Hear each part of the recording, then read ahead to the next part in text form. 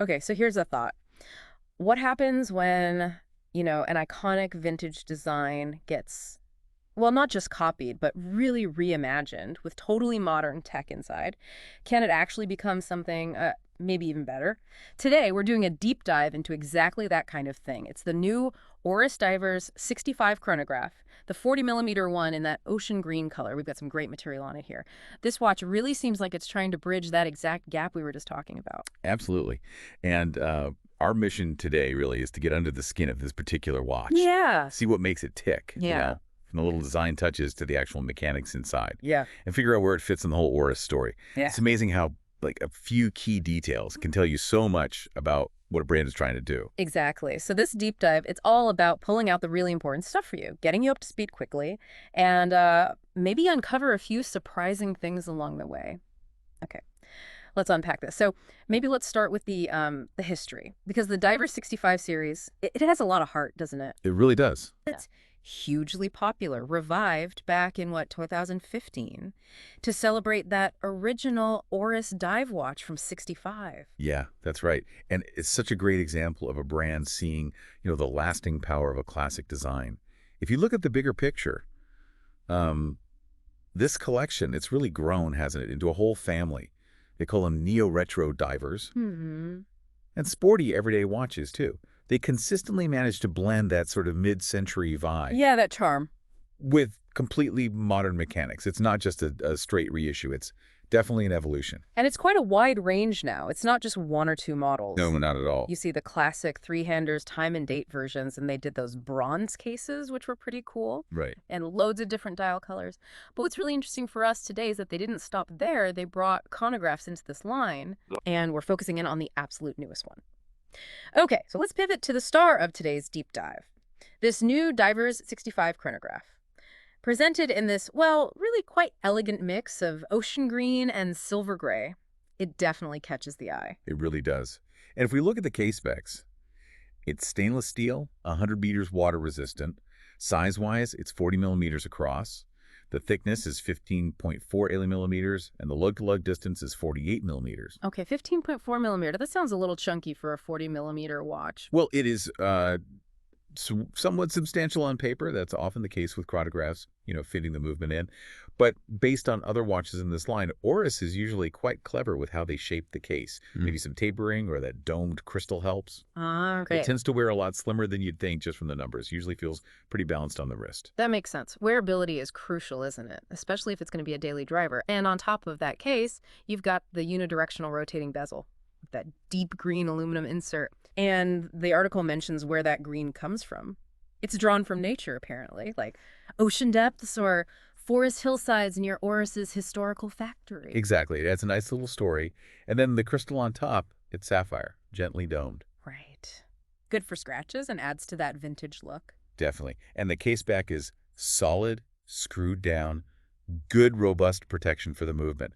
And what really pulls that whole neo-retro thing together are those pushers, the vintage pump-style Oh, ones, yeah, I see. flanking the screw-in crown. It's those kinds of intentional details that really, make the design work. Okay, let's look at the dial itself. It's got this soft sunray silver gray base. Beautiful finish. Yeah, and it provides a really nice contrast with those dark green subdials, one for running seconds, the other's a 30-minute counter. Very harmonious colors. It is. And legibility looks good, too. The applied indices and the hands, they're filled with superluminova. So it'll glow well in the dark. Oh, yeah. Should be bright and last well. And what's a really nice touch, a direct nod back to the 65 original, is the index marker at 12 o'clock. It keeps that distinctive shield shape. Ah, cool detail. Ties it all together. Exactly. Connects the new piece right back to its heritage. So, okay, the looks, the design, clearly a lot of thought went into it. But with a watch like this, what's inside is just as important, maybe more so. What's powering this thing? Right. So under the hood, we have the Oris Caliber 773. Oh. Now, that's Oris's name for the Sellita SW510. Ah, the Sellita. Okay, I know that one. Yeah. It's a really solid, modern automatic chronograph movement, very well respected, reliable, durable, relatively easy to service. It's a proper workhorse, guarantees this vintage-inspired watch has a dependable contemporary engine. And performance-wise, what are the key specs for that movement? Well, it gives you a pretty healthy 62-hour power reserve. 62 hours. Nice. So you can take it off Friday night. And it'll still be running Monday morning. Good stuff. And the beat rate. It beats at 28,800 vibrations per hour. 4 Vs. So what does that mean for you, wearing the watch? Does it make a difference? Well, visually, that higher beat rate means the chronograph second's hand sweeps really smoothly across the dial, which is nice to look at. Okay. But more practically, it helps with timekeeping stability and accuracy. Yeah.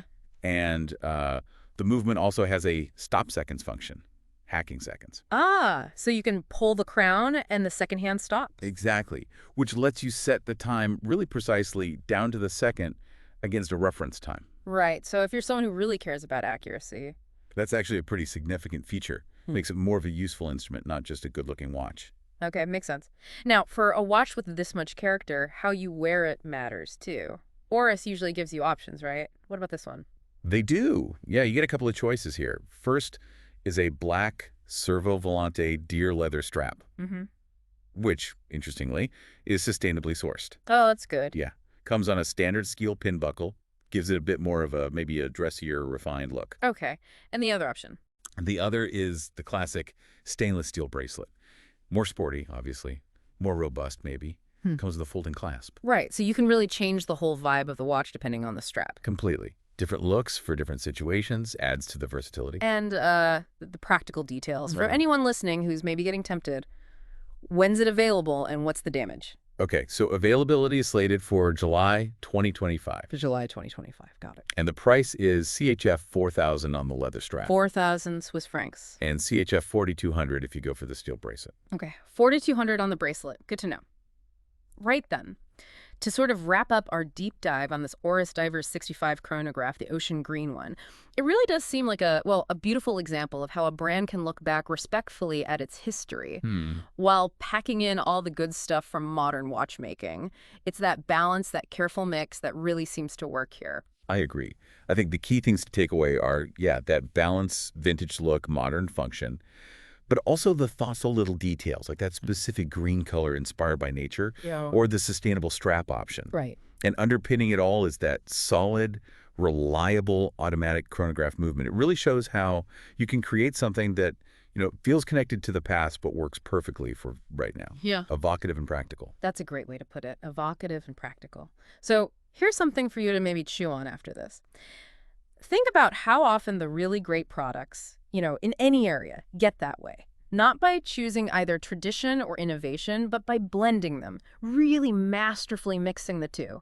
Maybe think about other things you own or things you admire that have that same kind of neo-retro feel, that blend of old charm and modern ability.